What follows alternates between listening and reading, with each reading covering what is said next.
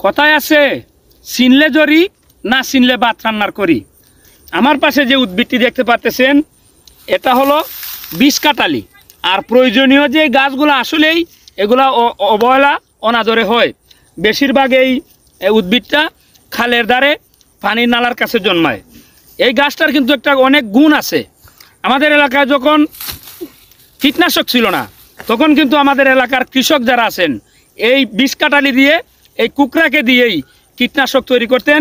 এর অনেকগুলা ডালকে এক জায়গায় নিয়ে পাতাকে তেতো করে তারপরে এর থেকে এই যে রসটা আছে এই রস পরিমাণ মতো স্প্রে করলে কোনো পোকা আসে না। বর্তমানে তো বাজারে অনেক কীটনাশক পাওয়া যায়, তাই এর ব্যবহার নাই।